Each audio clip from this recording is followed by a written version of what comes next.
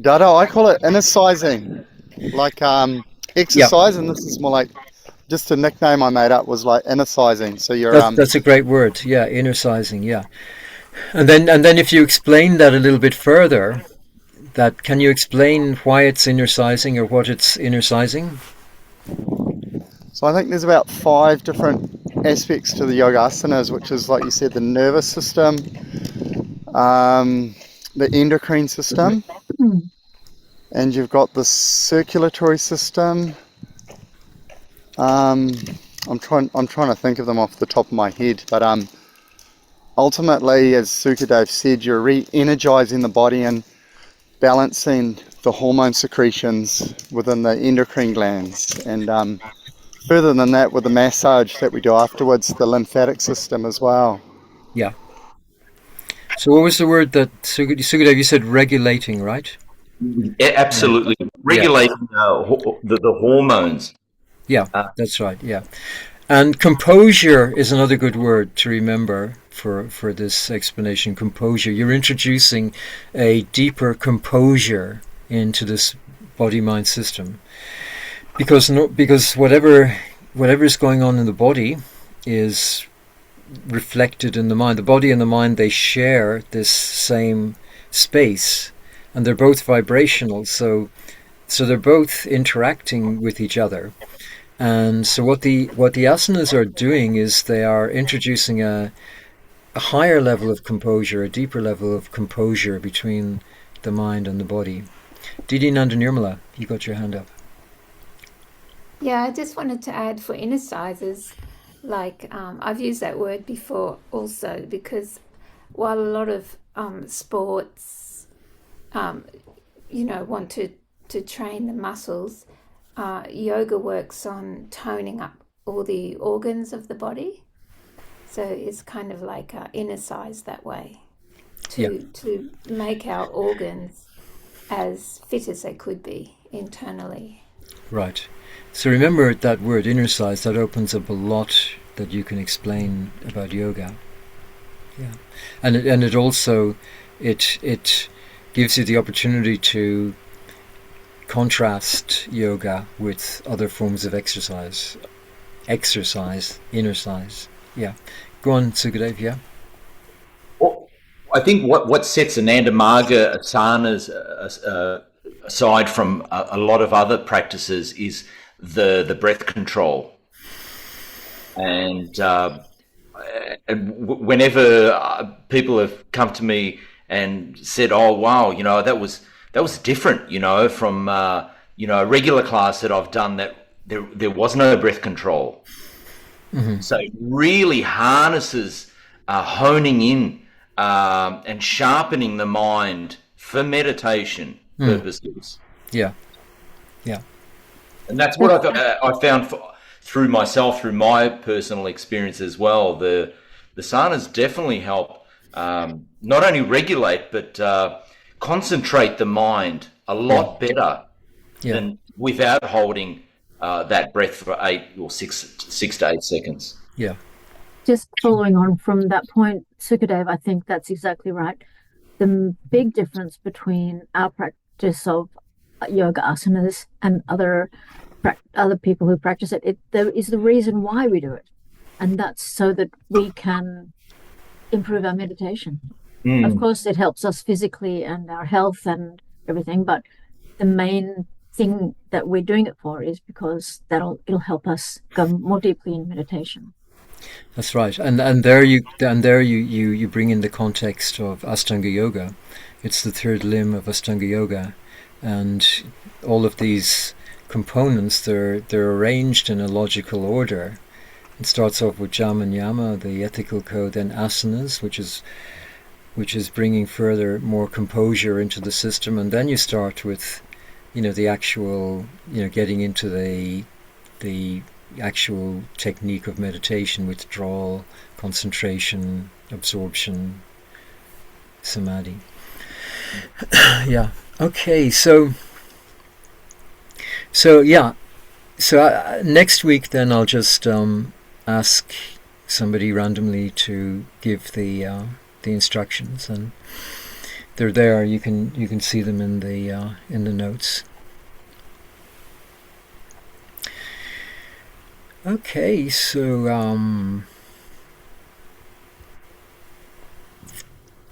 Mahima, you see Mahima's Um, hand is ghosting up towards the top. Yeah, um, Namaskar, namaskar. everyone. Uh, I'm when I teach asanas, it's often to people with similar age to me, or in their 60s or 70s, or anyway, not young people. And so I always really emphasize that you just do whatever you can. Um, However much you can bend your body is helping you at that time, because Right. so many yoga classes, people think oh, I can't do yoga because you have to be able to be really skinny and really, touch your toes and all these kind of things. And so I think it's really important to, yes, to demonstrate the asanas. Depends what your class is, of course. If you have young people and they can do it, no worries. But to also give them simpler options. Yeah, But this is the advanced method, but there's also simpler methods. yeah, definitely. Even So that, just yeah, yeah, so even they don't think that, okay, I can't do it. I've tried it, and now my toes are hurting too much, and I can't do that. yeah, So for uh, example, with the long bowing pose, which we just did, I always start off by putting your hands on the ground and pushing your hands along the ground, and then pulling your hands back and then coming up. Because people can't just go straight down and straight up again. yeah, That's an advanced thing. You need to have core strength to do that.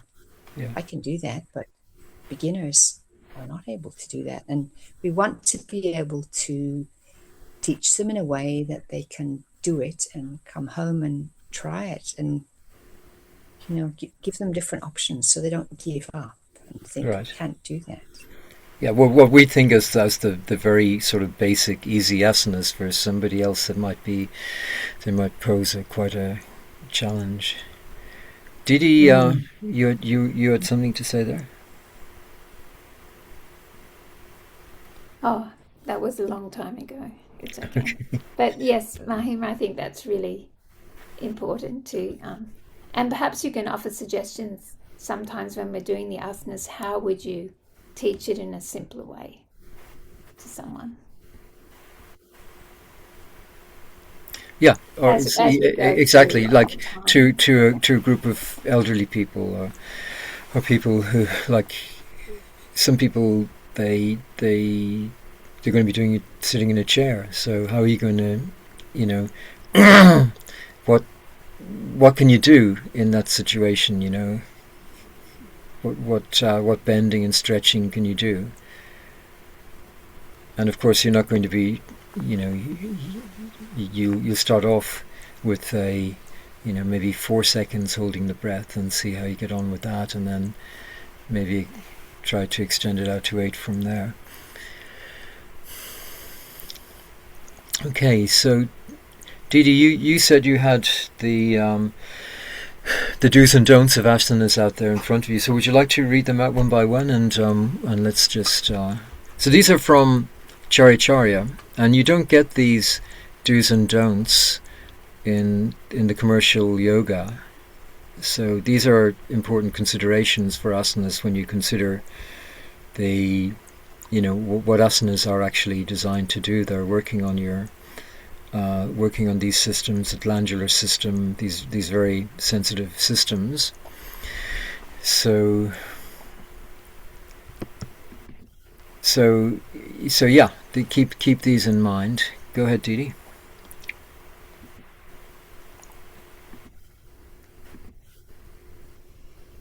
Can you all see that? Yeah. Okay, I just copied them from what you gave, Dada.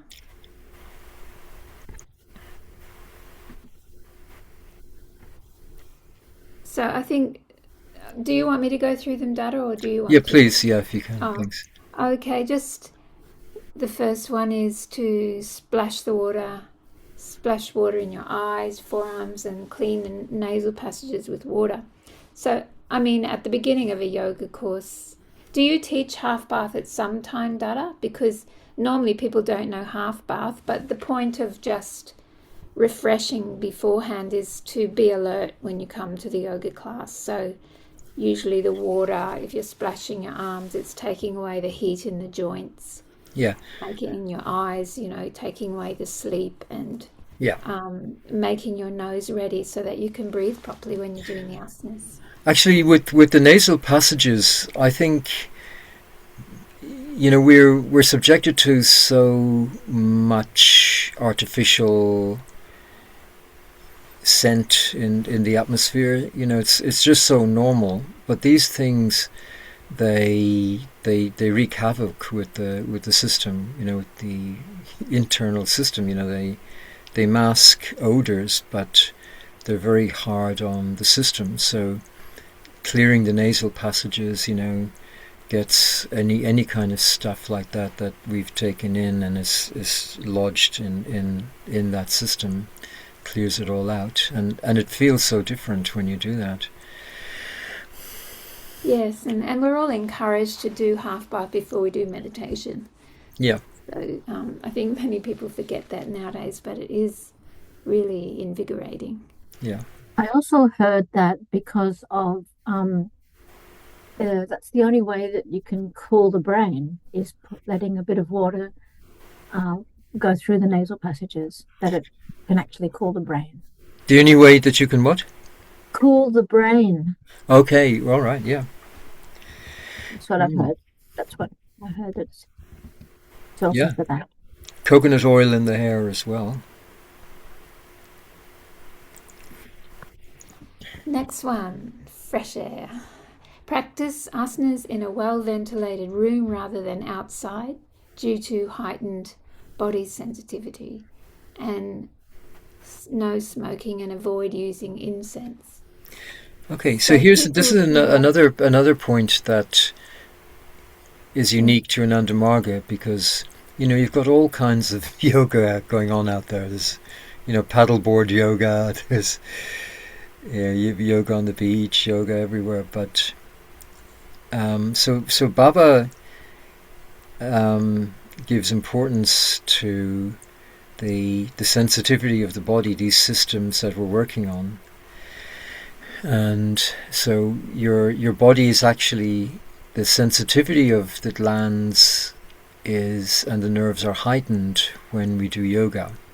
And for that reason, Baba's saying that we should do it indoors, because the atmosphere is much more controlled indoors. So you allow for some ventilation to come into the room, but it's different from just doing it outside.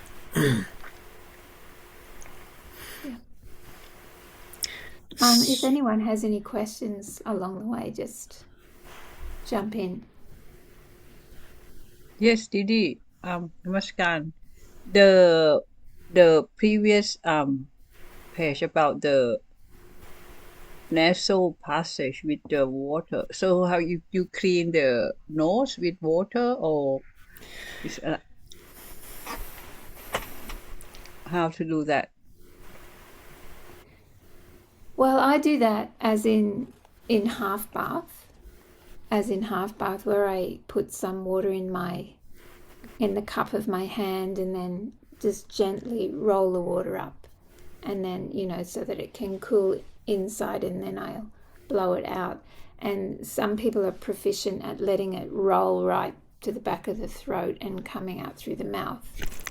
I think when you're just mentioning it for the first time in yoga, you can say to people, splash your eyes and cool down your joints. And regarding cleaning their nose, I would just suggest that idea of kind of sniffing up a bit of water into the nose, so that some water goes in and then you can blow it out.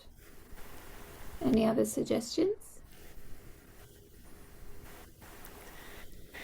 Yeah, like what you were saying there. Just if you can bring it through the nasal passage and out through your mouth, without bringing it down to your trachea, or it's a little takes a little bit of practice, but yeah, that's like pouring it in and bringing it out through the mouth. That'll do a thorough clean of the nasal passage.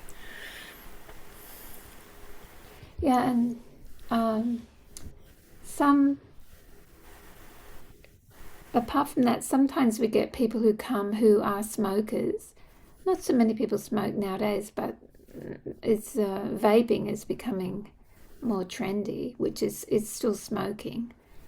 So this changes the breathing in the body. So it's best not to smoke, not to have smoked at least a couple of hours before doing yoga, and definitely after. Have a good hour or so afterwards before a person starts smoking. And you'll find that if someone is a smoker, they often get more breathless in the yoga class. So yes, it's encouraging people to not smoke. Was that okay, Suveda, the way we answered? Yes, yeah. I just have I have I don't know what you call, a friend of mine gave me these things that you can um put the water in, and it's like a kind of the garden watering can thing, and then you have that, and then you tilt the head, and then put this water in your nose, and it go through the from one side and it go through the other side. Oh, And that's amazing. yeah, I have. She gave me. I'll show you. I'll go to kitchen and show you later.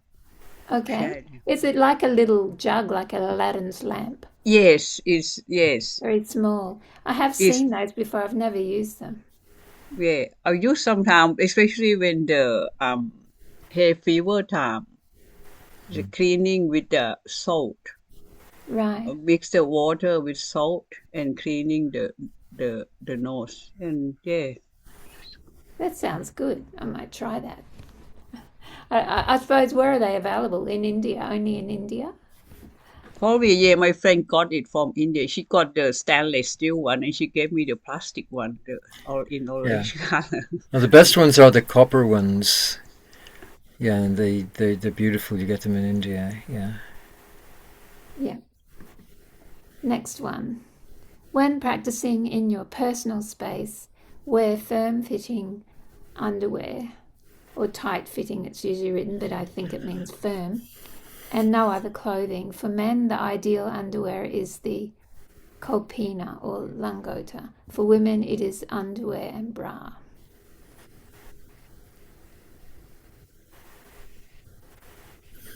That's just, but usually when we advertise for public classes, we just say wear loose, comfortable clothing.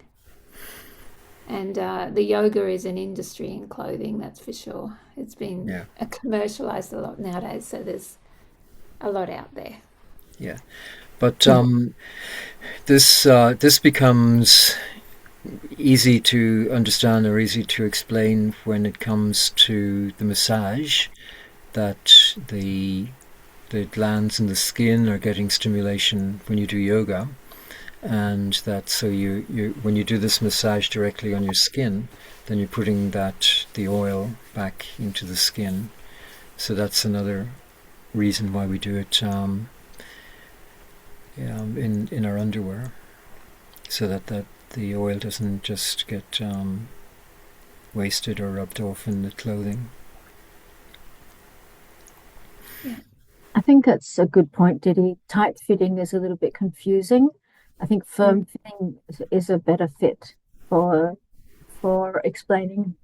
Tight fitting might mean it need to be tight, actually. So I like that better myself too. Yeah, supportive. Yeah. Tight means tight. It means uncomfortable, doesn't it? Uncomfortably tight. Yeah. Very good. Next one. Yeah, I was just going to make that point too. If you're teaching a class, and brothers, if you're teaching a class to sisters, and they say, "But tight, if you wear a tight bra, it's actually bad for your health if you wear a tight bra." So firm is a much better word to use than tight. Yeah, and then so practice asanas on a blanket or a mat, not on the bare ground. So, the blanket could be like a cotton towel or something. Not doesn't necessarily have to be a yoga mat. Yeah, I'm not sure about those yoga mats. They're very plasticky, aren't they? If they're just latex or something, then that's fine. But I don't know what's in them. There could be all kinds of chemicals in them and stuff. People get a lot of yoga mats are also slippery, but you can get very good non-slip yoga mats, which is quite helpful. But it's nice. I've done yoga on towels before, like very big towels, and it's nice because it's cotton. It's just got a nicer feel to it. Asanas stimulate the sebaceous glands, which secrete sebum, a substance that moisturizes and protects the skin. It is preserved better when we use a blanket or a mat. People love these tips. The natural. I'm putting back the natural kind of nourishment of the skin. Yeah. Practice asanas when the breath is flowing through the left nostril or both nostrils, not when it is only flowing through the right nostril. So Does this anyone know the one, reason? Yeah.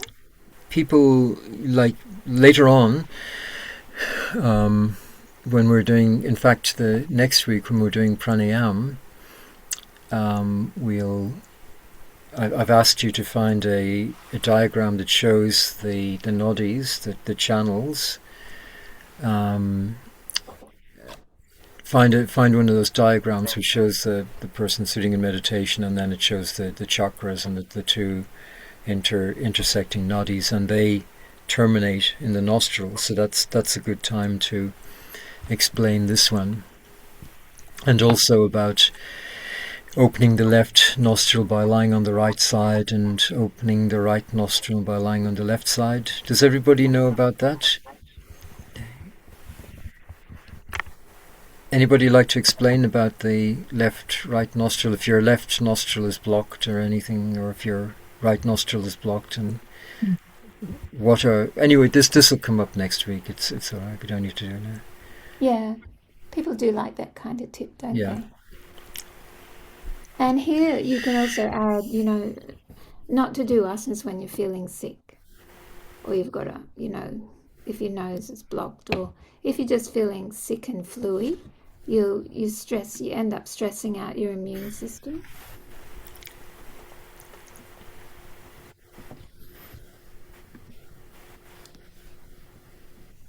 Asanas work best when the blood and lymph are pure. It was written pure, but I thought that might mean non-acidic. The vegetarian diet is the one best suited. Further, food is to be sourced from what yoga calls the sattvic category.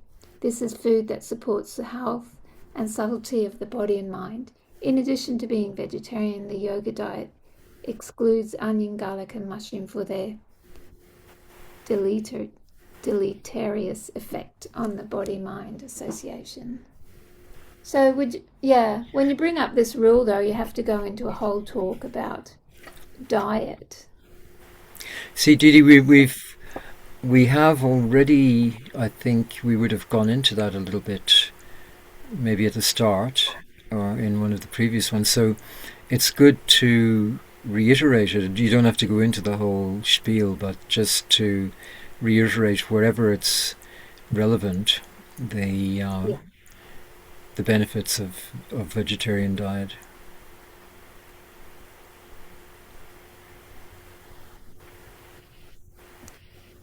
Do not cut the hair of the joints of the body. Joint hair is a functional part of the glandular system and is vital to the healthy functioning of the glands. So, can anyone explain that a little bit further? It's a very big pressure on women to cut the joints of the body, specifically the underarms and the pubic area. And even, men have a lot of pressure to take away all the hair off their chest and back and all this kind of thing. It's considered good grooming nowadays. So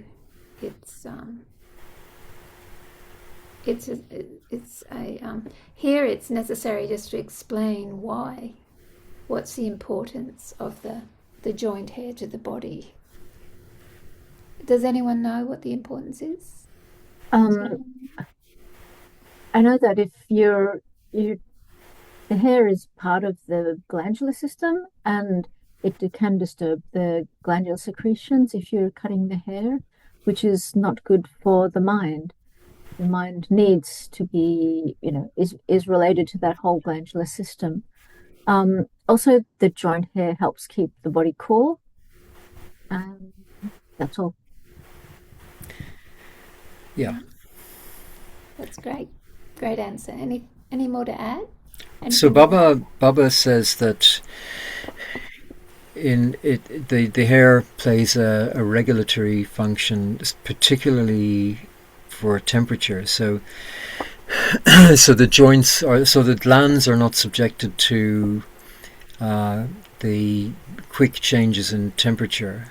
That's the function of the hair. That the glands they operate within certain temperature range, and if the temperature changes suddenly, it's not good for the functioning of the gland. So that the hair helps to regulate the temperature, particularly in not subjecting the glands to sudden changes of temperature. Yes, I know that anger, for example, is often associated with too much heat in the body.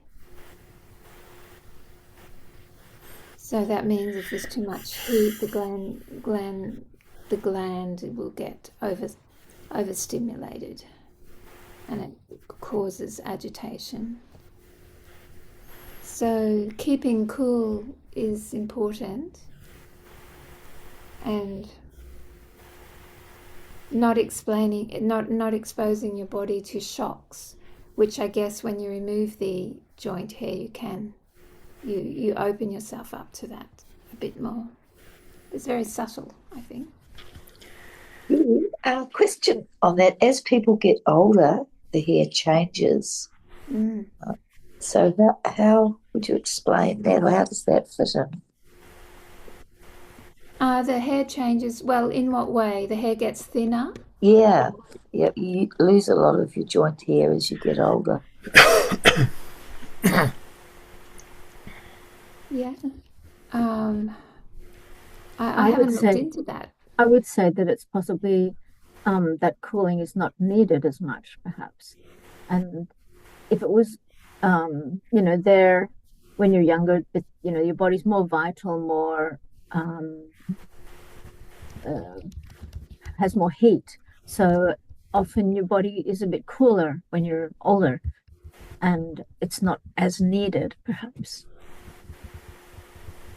That's my guess. It could also be, with aging, our body deteriorates. So the thinning can be through a deterioration, which is natural, a natural part of aging. But yeah, it's I suppose I'd have to Google it. Why does our hair thin as we? But from the point of view of 16 points, if you after taking bath, if you oil and comb your joint hair, it'll, you'll get the best function out of it. You'll get the full benefit. Yes, here in this rule, you could bring in the idea of oiling or keeping, instead of people use deodorants and perfumes and all these kind of things, that oil is very nice for the joint hair.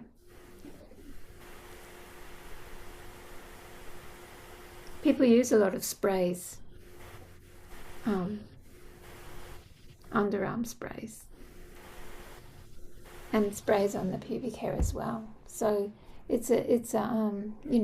is, using a nice oil is a really nice natural way of taking care, and it probably keeps its longevity a bit more.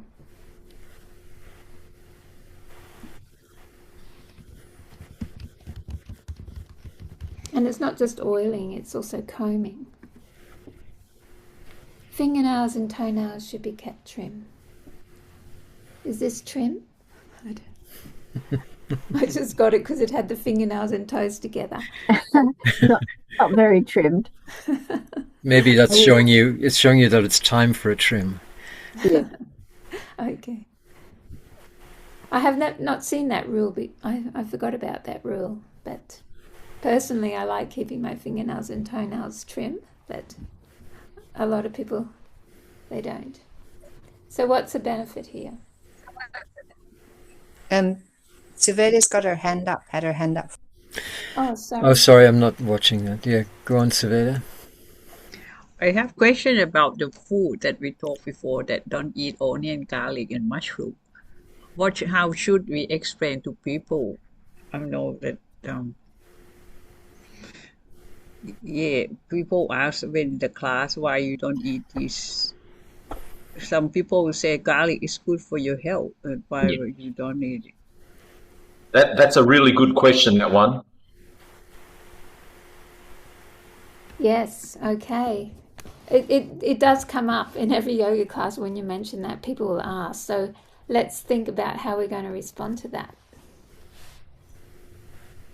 I think what I say usually is that yogis studied their bodies and the reactions that they had over millennia, especially doing yoga, doing meditation, and they found there were certain foods that were conducive to a clear, sharp mind and easy meditation, and some things with their experiments they found that they didn't help meditation, which were meat and eggs and fish and onion, garlic, mushrooms, and so on.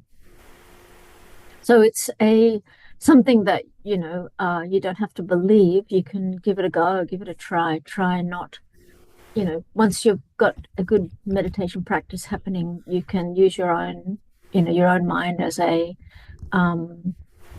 experimental site and give it a go yourself and see what happens. But if you're not at that level of meditation, you're probably not going to notice the difference. So yeah, you've got to give it a try for a while, I think. How long do you think they should try it for? Years and years. I know that if I've accidentally sometimes eaten something that might have a bit of garlic or whatever, and I can feel the reaction. I can feel the reaction on my body, either not necessarily immediately, but over a few hours, or if I remember once when I was out of tea, I accidentally had something that had coffee, and I just couldn't sleep for a couple of days just from that coffee. Yeah. So it's just learning by experience, isn't it? Yeah. But yeah, I think it's not I think the good thing about Ananda Marga is that you don't have to believe everything. You don't have to just take it on, somebody's word. You can, this is all for people to experiment and try for themselves. And this is what we have found works, and also that, yogis have researched for millennia and they found that works. So give it a try for yourself. we don't want to be dogmatic, but let people, give it a go. Yes, and we could also say that it's a largely unresearched topic. So it's not a mainstream idea, but there is that idea that pilots never have garlic. Pilots of airplanes, they don't eat garlic. For a certain number of hours before flight. Yeah, because of the the effect on the blood pressure. Is that the reason, Dada? Yeah. The effect on the response time. Sukadev, sorry, you had his hand up for a while. Yeah, I certainly feel that garlic and onion overheat the body. And whenever I've had garlic by accident or, just being plain ignorant and had garlic, I've felt the effect after, and I feel very hot around here and very agitated. So that's the experience or the effect of having garlic and onion. It's very acidic for the stomach, I would explain to them, and it just creates a lot of heat in the body. Yeah. Yeah. So it goes against what you're trying to do. You're trying to, not stimulate the mind. It's you're adding a stimulant that's similar to coffee, I guess. Mahima, you got your hand up? Yeah, I asked Satya about this, about the pilots not eating garlic, and she had never heard of that, and she was in the RAF as a pilot. She flies planes herself. She had never heard of that, and she so I don't know whether it's true or not, actually. But the other thing I looked it up one time, and I looked it up once, and there was a study which showed that the response time, it does have an effect on the response time. So whether that has been adopted as general practice amongst pilots, obviously if Satya has never heard of it, it's not something that's generally practiced, but certainly there was in the wake of this study, there was, maybe it was in one airline or something, but it was actually introduced for pilots that not to have onion, not to have garlic for a certain number of hours before flying. Some people might be more sensitive than others too. Sorry? Some people might be more sensitive than others into feeling the effect. I did find an article once on onions attracting viruses. They attract viruses into when they're cut, they can attract viruses into their body. Saveda? Yes, this is my experience before I learned Andamaka meditation. And from Thailand, people eat garlic. Almost in every meal. When they cook, they have to cook with garlic. And when I came to Australia to study, that was 30 years ago maybe. And then Australian people, they didn't eat garlic as much as nowadays. And my friend told me, I stay boarding with an Australian friend, and she told me, your body got the garlic odor or smell.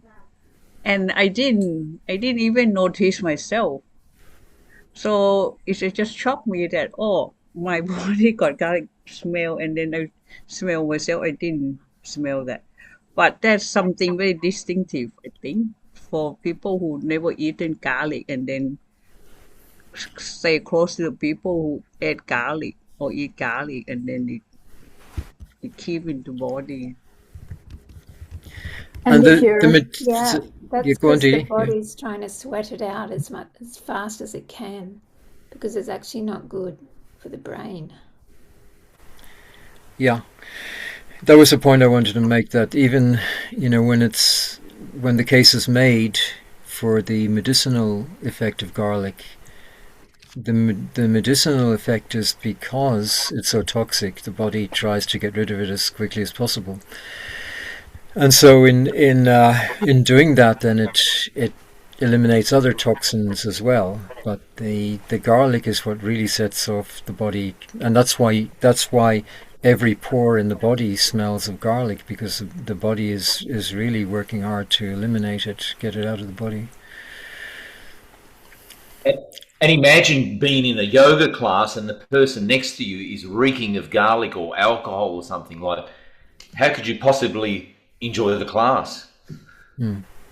Or if you're in a tight cockpit with a pilot who's had garlic, just as bad. There's no escape. You can't open up the window. Can't open the window. Secondary inhalation. I used to have that experience in martial art classes because martial arts made people sweat so much. And also about mushrooms. Like as a teenager, sometimes I used to have mushrooms, and because I really liked them then. But I do remember one or two experiences where I felt really weird in my mind, like I didn't feel good. So mushrooms does have a strong effect on the mind, and I don't know if it's because mushrooms can go off quickly, so perhaps there was something toxic in the mushroom when I took it. So, but it's very subtle. It's very subtle if you can notice the effect of mushrooms on the mind, but it does have a strong effect. Yeah. I think this is the speciality in our Anandamaga diet. It's not just what it does to the body, it's what it does to your mind. The same thing with the asanas. It's not what it does just to the body, but what it does for the mind. Yeah. Because the mind is the tool that we're using to, discover our internal self, our greatness, our merge with our goal. Yeah. And if you explain to people that 40 years ago vegetarianism was still a bit fringe, then within like 20 years it became mainstream. If you look back 20 years ago, veganism was fringe. Now it's mainstream. So you can say 20 years from now, people are going to be aware of the effect of food on the mind, that's going to be a consideration. So right now, the way that we understand food, it's reflected on the nutritional labels that you see on packets of food. There's a breakdown of the food. And so what that indicates is that we understand food as fuel for the body, and that's it. So when you introduce consciousness into the equation, then you see that there's more things that you have to consider. And people are starting to wake up to that, and even though those people are in the minority now, within 20 years you'll see that it'll be mainstream as well. So people, if you explain it like that, then people will feel, oh, we're cutting edge here. We're getting this is, yeah. It's a nice. Okay, I'll just start zipping through these. But Dada, just keep an eye on hands raised because I can't see them. I'm looking at the clock hands are getting raised. Yeah. Asanas should be performed on an empty stomach. Partially digested food in the stomach will detract from the benefits of asanas. So what time would you recommend, Dada? They should have an empty stomach. 2 hours before or 3? Well, if you've had a full meal, then, it's going to take 2 hours at least to, for that to move along, yeah. And for obvious reasons, apart from your stomach won't get detracted from the benefits of the asanas by having to use the secretions for digesting.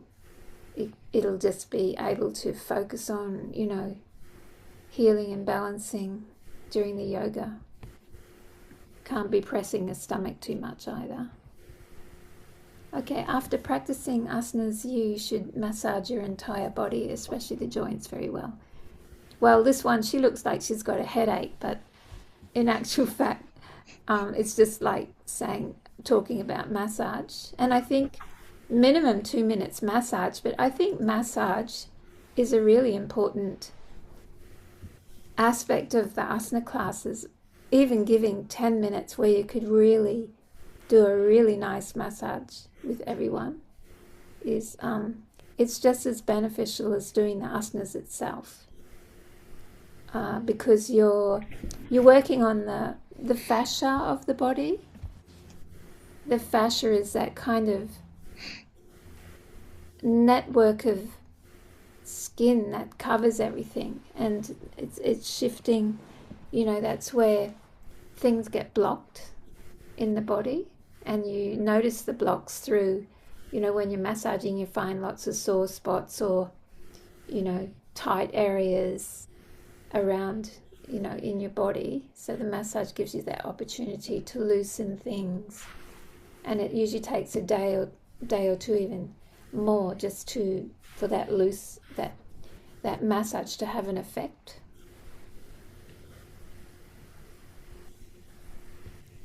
Anything else?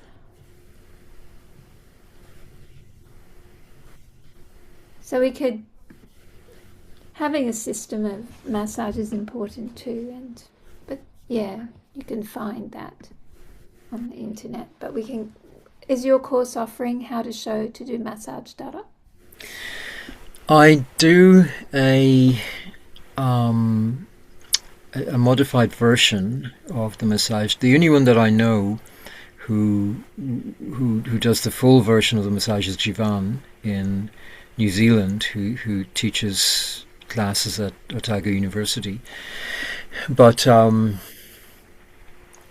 I've never learned that full system. I've watched Jivan, and I've come away with a much better and more complete massage than I used to do.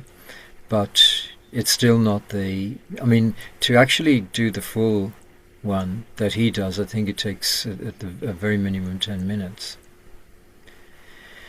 And I don't know where you go to get it in written form, like which book. It's not in Charya, like that complete instruction about how to do the massage. But I might ask Jivan next time I see him where you go to for that. My observation is that amongst Diddies and sisters, we seem to have it down pretty pat. I haven't seen that many brothers doing the massage as what's the word? Anyway, as sincerely or as completely. So do you know the full proper massage? Well, I know what I was taught. Okay. Well, Yeah, maybe sure. you can lead us through. Demonstrate. Sorry. Sure. Yeah, I could do that. So do you want to do it this week or next week, or when? Up to you, Dada. That's fine. How many of these how many more of these are there? How much time do we have? We've got 15 minutes. I think I've also got somewhere a pictorial thing of a massage. I think we're up to 20, but we're halfway through, but I can just run through the rest. Maybe next week. But better, yeah, Dada. Next week we'll see. We'll get it on video, and so in the meantime, Christian Bateman, maybe you can just practice. Or make sure that you've got the full It just happens. set. Yeah. Just know how to do it. With Diddy, maybe we can check in with each other and go through it together. Yeah, before okay. the next meeting. That might Yes, be good. I'll try and find that piece Support of each paper other. and send a PDF. What I want to say about the massage is that, well, Baba does mention minimum we should do asanas twice a day, but minimum 2 asanas. So, and he didn't say a maximum, but usually you shouldn't do so many asanas that you start getting puffed and exhausted. So usually for me, like up to 6, maybe. It just depends what asanas you do, but minimum 2. But so sometimes when someone's, I think, offering or teaching them the massage, so that when they're very tired and they can't do a lot of asanas, they can maybe do a bit more of the self massage, or they could even dedicate more time in one of their asana classes, or asana sessions. They just dedicate more time to doing the massage because it's having a great effect on the lymph system. Okay. After massage, shavasana or corpse pose should be done for at least 2 minutes. So that's just kind of to reset and bring you down, bring your breathing a bit back to normal. Otherwise, if you do it longer for 10 minutes, it stands as an asana in itself. And I find that you have to, you tell them they have to train their body to do shavasana and try not to move. So it's kind of, in the beginning, for someone with a restless mind, it might be hard to keep still. But if they keep going, at least for the first 7 minutes, you're always fairly conscious of your surroundings. But then, after that, because your body's naturally relaxing due to the being still, you'll go into that subconscious state where you really suddenly just relax on a deep level and just throw out a lot of stress out of your body. So, and here I sort of encourage them that it really replaces about 2 hours of sleep, so you can like really regenerate from doing a good shavasana. After shavasana, do not come in direct contact with water for at least 10 minutes. Do you know the reason why, everyone? Water conducts electricity. We've built up a special energy in our body from doing the asanas, and we want to maintain that in the body for as long as possible. So don't touch water will help you to maintain that. That's what I say. Yeah. Your body's kind of integrating all the hormone secretion. Can I just go back one step about the shavasana? You're saying, some people it's maybe hard to lie still and not jump up. When I teach yoga classes, I'll always do a now I've forgotten the word, a yoga nidra process, relaxing from the toes and, getting people to concentrate on the different parts of the body step by step so they can do a really deep relaxation. Yeah, it'd be nice if we could, have a few kind of written visualizations that you could use in that. If anyone's got any and can offer, we can kind of have a little repertoire of 4 or 5 ways we could do a relaxation on the body. I think, Dada, you did one once, didn't you, with the drops? That was really nice. Yeah. So I think we should distinguish between like those guided relaxations and shavasana. Shavasana is supposed to be like,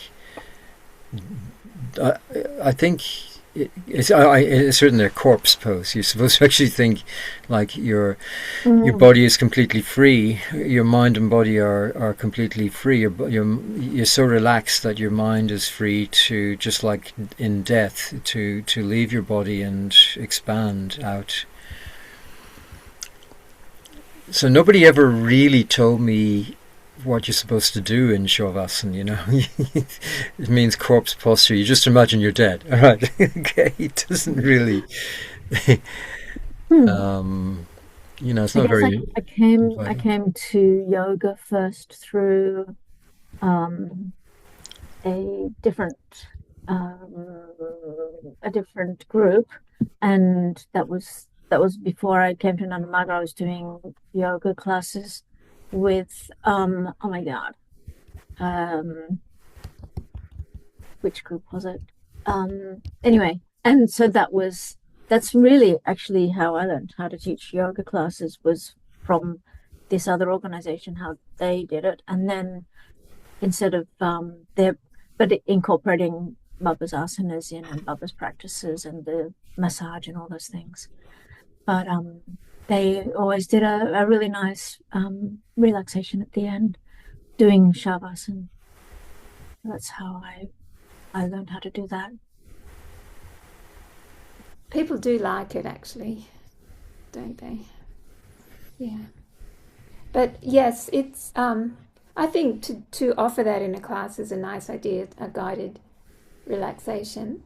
And then other times you can say, okay, we're not going to have any talking. We're just going to be completely still and silent, so that they learn to also enjoy that as well. Yeah. Or train their mind to keep still and to be able to relax without needing music or anything going on. Some people do need it, but you can train yourself to. I'm really well trained. I'm off in 5 minutes. It's shavasana, and shavasana is especially good for people who need to relax their heart and their blood pressure, and it's very good for people who do a lot of thinking, students or busy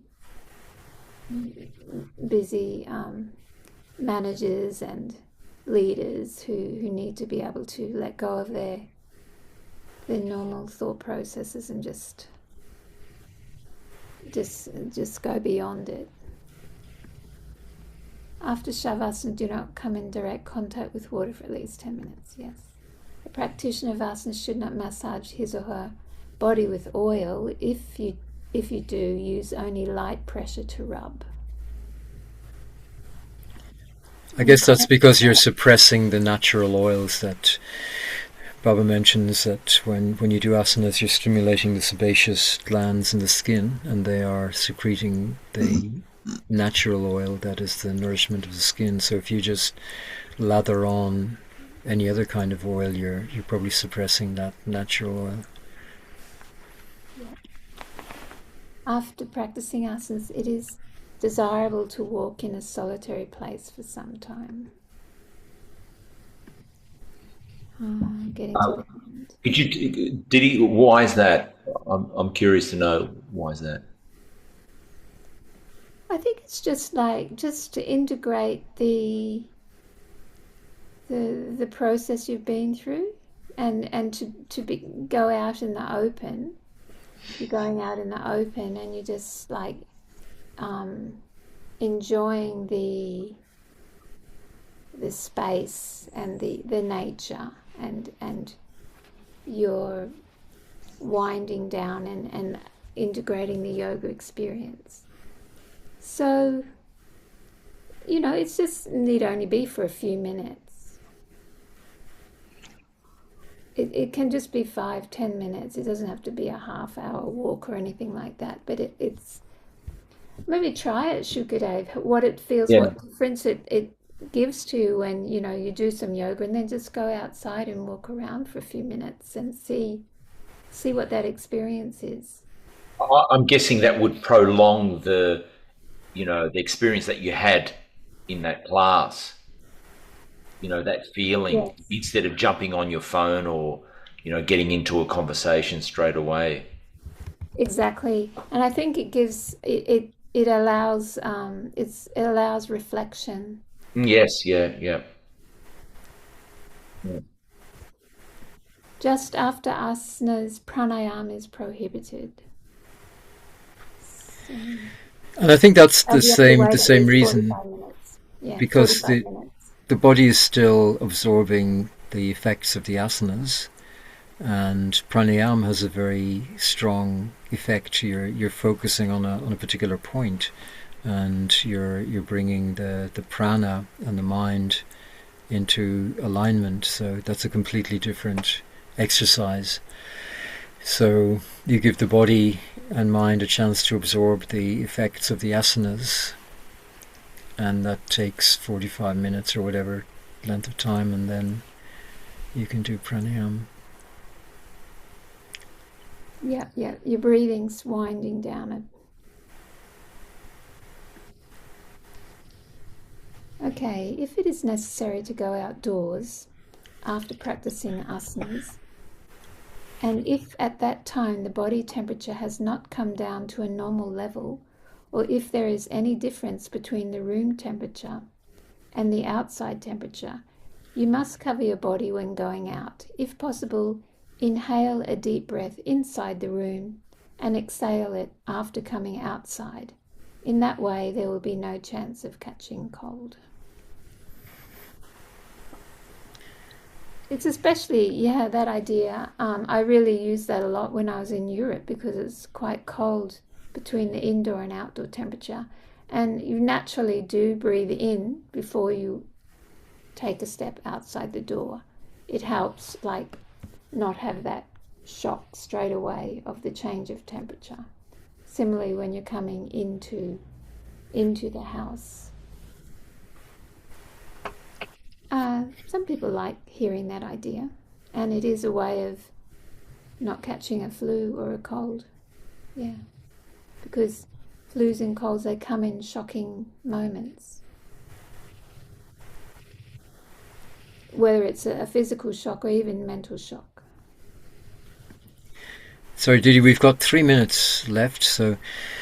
There's 3 more slides, Sarah. Okay. Avoid doing vigorous exercise straight after asanas. I put that Shukade because it looked like you. This asana is called the half Sukadev. And there is no restriction of nostril for the following asanas. That's the Padmasana, Siddhasana, which is the half lotus, and Bhojanasana, the crossed legs, Virasana. And then the 3 basics, Dirgha Pranam, Yoga Asana, and Bhujangasana. For all other asanas, there is no restriction of nostrils. Or for all those asanas where there is no restriction of nostrils, there is no restriction on food either.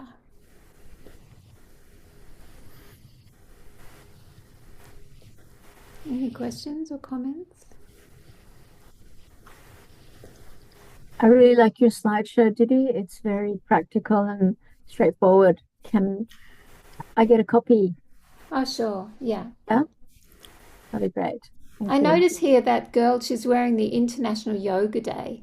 Apparently that came in about 2014, but it's a yearly event nowadays. For females during pregnancy, within 1 month of delivery, women are not to practice asanas or any other exercise. The asanas for dhyan can be done under all conditions. Padmasana, Siddhasana, and Virasana are the proper asanas for dhyan and dharana.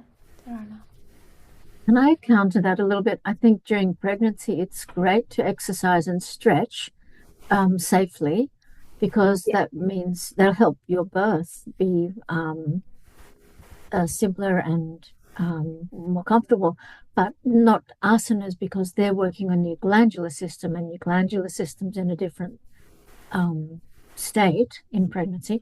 But I don't think it's correct to say don't exercise at all during pregnancy. I think that's definitely, yeah. I think we should stretch and exercise. Koshiki is fantastic for pregnancy. If increasing and maintaining your flexibility. You need to have to go walking. You need to keep your cardio, at a decent level. Dancing, gentle movement is wonderful for pregnancy. Did you do Koshiki up till how many months? I don't remember. I can't remember. Sorry, Didi. Can women do Koshiki when they're 9 months pregnant? That's would be quite. Well, it depends. You don't fall over. But I think it's a really well. Let's.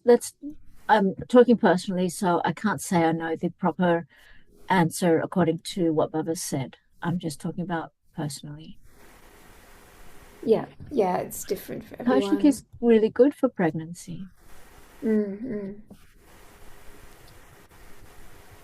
I think that's it. The last one, Dada. Well, thank you, everybody. That was really great discussion. You know, when we combine, we put our heads together, you know, it really enriches it for everybody.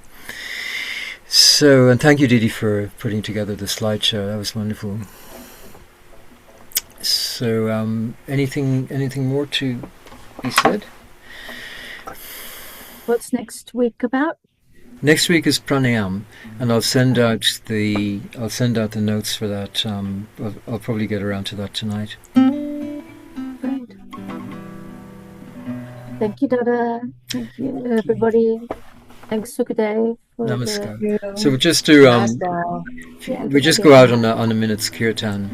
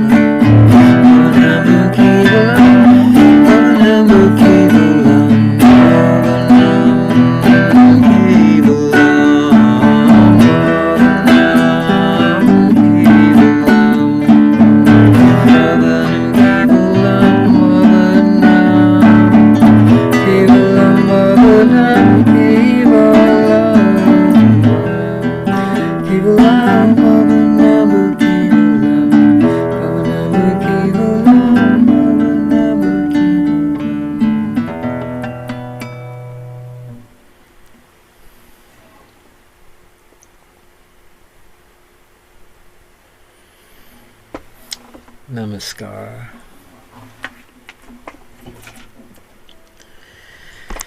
Namaskar. I'll send this PowerPoint presentation to you, Dada. Thank you. Thank you, Dada and Didi. Namaskar. Namaskar. Everyone. Namaskar. Dada, I'll send it to you and you send it to everyone. Okay, I might just put it up on YouTube and send the link. Actually, I'll send the link to the YouTube channel, and then you can get all of everything there, including the transcripts, the transcript and the video of the class. Have a good day, everyone. Namaskar. Okay. Namaskar. Namaskar. Namaskar. Namaskar.